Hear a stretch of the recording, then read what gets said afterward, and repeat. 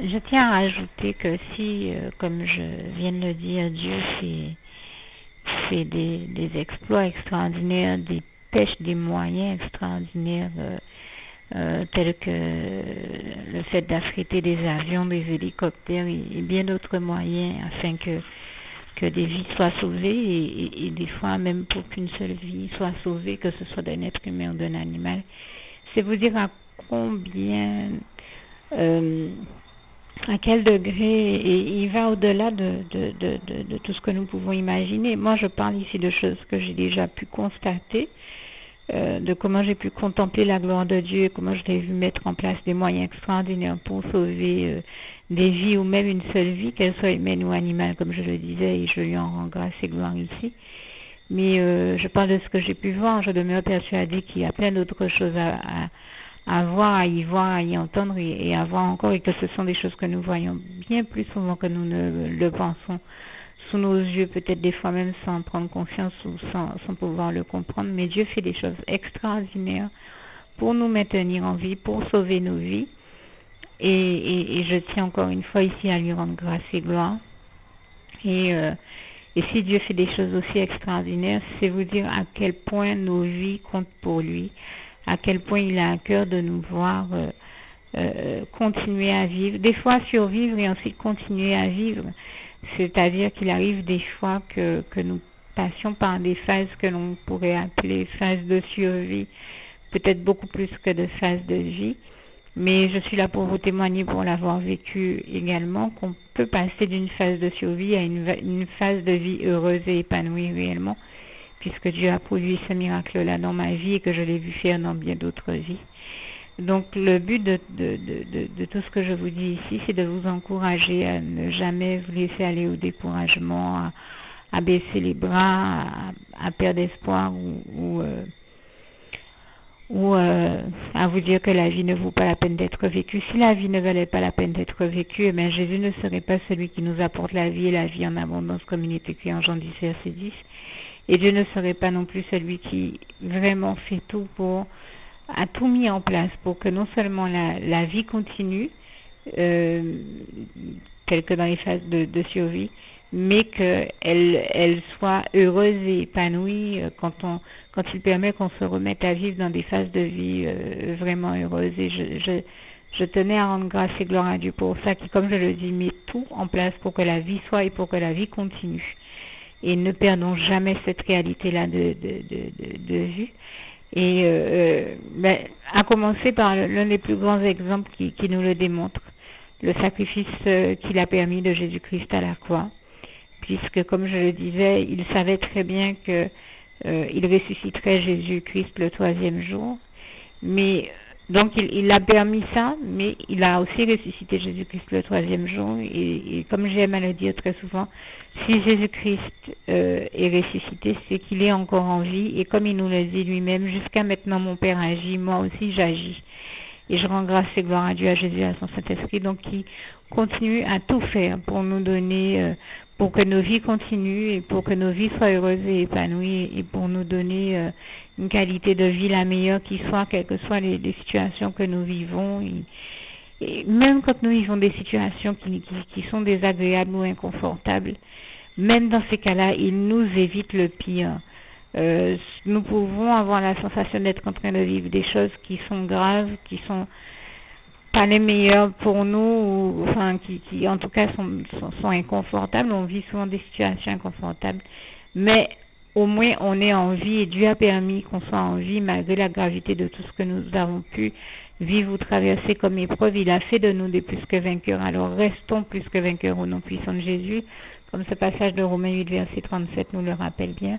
Et ne perdez pas de vue que contrairement à ce que les circonstances pourraient nous laisser croire ou bien d'autres éléments, Dieu fait tout ce qui est possible pour que nous vivions dans les meilleures conditions que possible, même quand elles nous paraissent le pire.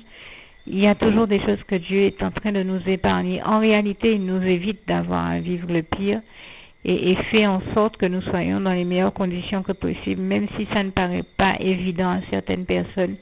Je peux vous attester ici pour l'avoir vécu que Dieu fait toujours en sorte que nous ayons à vivre le moins pire et donc aussi le meilleur. et toute la gloire en revient à Dieu, à Jésus, à son Saint-Esprit. Et comme je le disais, il ne faudrait pas que nous qui sommes chrétiens, nous oublions l'importance du sacrifice de Jésus-Christ à la croix. Jésus est mort à la croix précisément pour que quand nous serions éprouvés, que nous aurions à vivre des tribulations comme c'est le cas maintenant, comme nous sommes des nombreux à reconnaître que nous voyons apparaître des épreuves et des tribulations qu'on ne soupçonnerait pas à un certain temps, mais ne perdons pas de vue que tout ça, que les tribulations viennent du diable et du diable seul, mais que Jésus nous a dit en Matthieu 28, verset 20, qu'il est avec nous tous les jours jusqu'au jour de la fin, et surtout, il nous invite à prendre courage, et il nous dit prenez courage, et en quelque part ne vous découragez pas, car j'ai vaincu le monde, nous dit Jésus. Donc le monde et ses tribulations, Jésus les a déjà vaincus pour nous à la croix, et toute la gloire lui en revient. Il est hors de question que nous nous laissions décourager par l'ennemi et les tribulations qui cherchent à nous imposer, parce que Jésus l'a déjà vaincu et Jésus a déjà tout accompli comme il est écrit en Jean 19, verset 41. Donc nous ne pouvons pas, nous ne devons pas nous laisser décourager ou laisser amener à la tristesse, au chagrin ou à la dépression par l'ennemi, parce que nous savons que Jésus a lutté pour nous et qu'il a déjà gagné le combat pour nous. À nous de lui emboîter le pas et de continuer à aller de l'avant avec Dieu, Jésus-Christ et son Saint-Esprit dans notre marche par la foi et à continuer à laisser Jésus faire de nous des plus que vainqueurs, à continuer à être des plus que vainqueurs au nom puissant de Jésus. C'est vraiment ça à quoi je vous invite. Et à ne jamais perdre de vue que si Dieu a permis le sacrifice de Jésus-Christ à la croix pour nous, pour que nous soyons, voilà, pour que les épreuves et les tribulations ne nous détruisent pas, ce n'est pas pour que nous les laissions nous détruire. C'est-à-dire que il a permis que Jésus meure, sachant bien entendu qu'il ressusciterait Jésus-Christ le 3e jour, mais il a permis que l'épreuve détruise Jésus à ce moment-là sur la croix, précisément pour que les épreuves que nous avons à vivre aujourd'hui ne nous détruisent pas. Alors ne les laissons pas nous détruire au nom puissant de Jésus. Et surtout, comme je le disais, restez bénis, restez et demeurez des plus que vainqueurs au nom puissant de Jésus et faites en sorte que le sacrifice de Jésus à la croix pour vos vies, pour chacune de nos vies, ne devienne jamais vain au nom puissant du Seigneur Jésus. Jésus s'est trop battu pour nous, pour que nous nous laissions aller à faire n'importe quoi ou à abandonner Dieu, Jésus-Christ et son Saint-Esprit ou notre foi en lui. D'autant qu'il ne faut pas le perdre de vue. Dieu est celui qui ne nous abandonne jamais, comme il est écrit en Hébreux 13, versets 5 à 8. Dieu a été trop merveilleux avec nous. Il a fait trop de choses pour que nous ayons la vie sauve, pour que nous soyons encore en vie et que nous vivions dans les meilleures conditions que possible. Alors à nous aussi de tout faire pour ne pas abandonner Dieu, tout comme Dieu ne nous a jamais abandonnés. Il a été vraiment merveilleux, il est vraiment merveilleux et un Dieu aussi merveilleux, un Dieu qui est tellement merveilleux, qui a fait autant de choses pour nous, qui est autant merveilleux, qui est aussi merveilleux que cela. Nous ne devons pas, et qui ne nous abandonne jamais, nous ne devons pas l'abandonner. Nous devons faire tout notre possible pour ne pas l'abandonner et ne pas nous détourner de nos valeurs chrétiennes et de toutes les bonnes et belles choses de la vie et les bonnes valeurs de la vie qui nous viennent de lui, et toute la gloire en revient encore à Dieu, à Jésus-Christ et à son Saint-Esprit. Merci Seigneur pour tout ce que tu as fait pour nous. Je t'aime et nous t'aimons, nous tous tes enfants. Juste une petite précision pour tous ceux qui ne sont pas encore, qui n'ont pas encore choisi la meilleure des options qui soit, qui est celle d'aller se placer, de faire le choix à soi-même, d'aller se placer dans les bras d'amour de Jésus-Christ, pour se mettre à l'abri de ce monde cruel. Eh bien, je partage avec vous la prière par le biais de laquelle on y accède. Et commence par vous rappeler également ce passage de Jean 14, verset 6, où il est écrit que Jésus-Christ est le chemin, la vérité et la vie. Nul ne vient au Père, Dieu, sans passer par le Fils Jésus-Christ, bien sûr. Je le dis à ma manière, vous regarderez comme il est actuellement écrit dans vos Bibles là encore. Et donc, n'hésitez pas à ouvrir vos cœurs à Dieu, à Jésus, à son Saint-Esprit, à être sincère avec lui et à lui adresser la prière qui suit, à lui dire tout simplement, Éternel mon Dieu, Seigneur Jésus-Christ, moi, un tel, vous dites votre nom et votre prénom, je t'accepte aujourd'hui comme mon sauveur personnel, le seul maître et roi de ma vie. Je remets toute ma vie entre tes mains puisqu'elle t'appartient, Éternel mon Dieu, puisque tu l'as créée, cette vie. Donc tu en es donc le seul maître et propriétaire comme de tout ce qui existe dans tout l'univers. Je remets donc toute ma vie entre tes mains, je te la donne. Merci, Éternel mon Dieu, aussi de permettre que cette vie que tu m'as donnée continue à être à ta gloire et que je continue à te servir, à t'appartenir pour l'éternité, d'éternité en éternité. Merci aussi, Seigneur, de faire que je continue donc à te servir et à t'appartenir pour l'éternité, d'éternité en éternité. Et aussi, Seigneur, de m'accorder la grâce de ton pardon et de ta miséricorde pour tous les péchés que j'ai commis tout au long de ma vie, jusqu'à la date d'aujourd'hui incluse. Et c'est au nom puissant du Seigneur Jésus-Christ que j'ai fait cette prière. Et à vous tous qui avez fait cette prière, je vous dis que Dieu vous bénisse abondamment, puissamment, richement. Et surtout, n'hésitez pas à la partager avec tous vos proches et contacts, amis, membres de vos familles, collègues, bien-aimés, tous ceux que vous aimez, et surtout tous ceux à qui Dieu vous mettra à cœur, avec qui Dieu vous mettra à cœur de la partager. Et comme j'aime à le dire, si vous n'avez pas encore pris le temps de faire cette prière, comprenez bien que voilà, ça ne vous coûte rien de la faire, c'est gratuit, c'est indolore, et que voilà, vous n'êtes pas obligé de me croire, mais moi il m'est arrivé tout comme vous de devoir faire cette prière un jour dans ma vie, et quand on m'a proposé de la faire, je me suis dit, et si c'était vrai, et si c'était vraiment Dieu qui, par ce biais-là, m'appelait à lui et me demandait de lui donner ma vie, de l'accepter, c'était Jésus qui était en train de vraiment me tendre la main et qui était en train de me demander de l'accepter comme mon sauveur personnel, je ne pourrais pas passer à côté de l'occasion de lui dire oui, parce qu'il faut aussi que je reste ouvert ou ouverte à ce que Dieu peut avoir à me dire. Il faut que je garde mon cœur et mon intellect ouverts à ce que Dieu peut avoir à me dire. Donc je me suis dit, je ne peux pas courir le risque de passer à côté de mon éternité, de passer à côté des meilleures choses de la vie, surtout si le maître et créateur de la vie m'appelle et cherche à me sauver. Pour être sauvé, il faut bien que je lui dise oui, que je souhaite qu'il me sauve. Oui, Seigneur Jésus-Christ, je t'accepte comme mon sauveur personnel.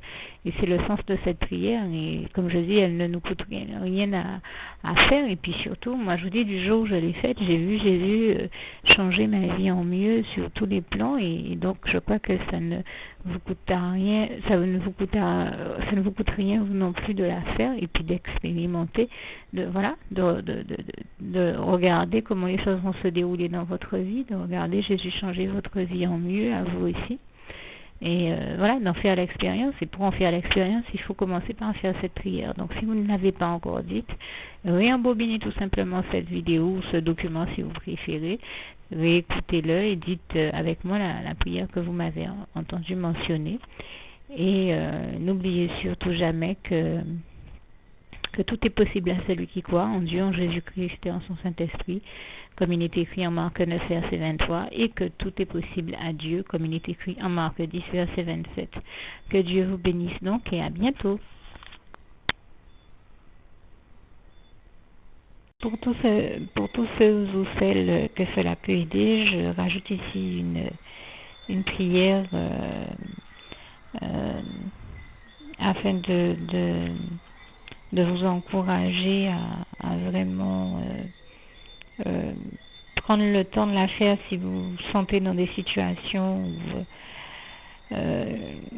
décourageantes au point qu'elles pourraient vous amener pour une raison ou une autre à vous écarter des chemins de la foi. Donc merci éternel mon Dieu, Jésus d'amour, Saint-Esprit, de me donner toute dose de force, de foi, de courage, de persévérance, de grâce, de bénédiction, d'onction, tout ce que tu as d'autre pour moi, Seigneur, et de déverser sur moi ton onction et de faire en sorte, Éternel mon Dieu, Jésus d'amour, Saint-Esprit, que je n'arrête pas. Je n'arrête jamais de te faire totalement confiance et que je ne me détourne pas de toi ni de la foi en Dieu, en Jésus-Christ et en son Saint-Esprit, puisque comme nous le savons, il est écrit en Marc 9, verset 23, que tout est possible à celui qui croit, et bien entendu ici, il s'agit de celui qui croit en Dieu, en Jésus-Christ et en son Saint-Esprit. Et nous savons aussi que tout est possible à celui qui croit en Dieu, donc comme je viens de le dire, mais que tout est possible à Dieu lui-même, comme il est écrit en Marc 10, verset 27. Et donc merci aussi, Seigneur, de changer tout ce qui a besoin d'être changé dans mon cœur, de me faire un cœur pur, un esprit bien disposé à te suivre, à rester dans tes voies, ton œuvre, ta volonté, tes projets pour ma vie et ton plan divin. Et merci aussi, Seigneur, de m'envoyer tes rayons de lumière, ton esprit de lucidité et de discernement, de me délivrer de toute forme de confusion et de tout esprit impur que l'ennemi utilise contre moi, et notamment de tout esprit d'aveuglement. Merci de me délivrer totalement de tout esprit donc de confusion, d'aveuglement ou tout autre esprit impur que le diable utilise contre moi, de m'envoyer tes rayons de lumière, ton esprit de lucidité et de discernement, et je remets aussi l'intégralité de ma situation, tous mes problèmes en rapport avec la foi, l'intégralité de ma situation, tous mes problèmes, préoccupations, interrogations ou autres, ainsi que tout fardeau qui pèse sur mes épaules. Merci de m'en délivrer totalement, d'y apporter toutes tes réponses, toutes tes solutions et de remplir mon cœur de ta paix, de ta joie, de ton amour, de ta lumière, de ta justice et de toutes les autres bonnes choses, notions, valeurs dont tu veux le remplir. Et c'est au nom puissant du Seigneur Jésus-Christ que j'ai fait cette prière. Amen. Il vous suffit de dire Amen, enfin de la dire à haute voix et de dire Amen si vous êtes d'accord avec cette prière. Merci en tout cas, Seigneur, Éternel mon Dieu, Jésus d'amour, Saint-Esprit, de me donner la force de ne jamais me détourner de toi, ni donc de la foi en Jésus-Christ. Et c'est au nom puissant du Seigneur Jésus-Christ que j'ai fait toutes ces prières. Amen. Et je vous dis à tous que Dieu vous bénisse et vous garde tous. À bientôt.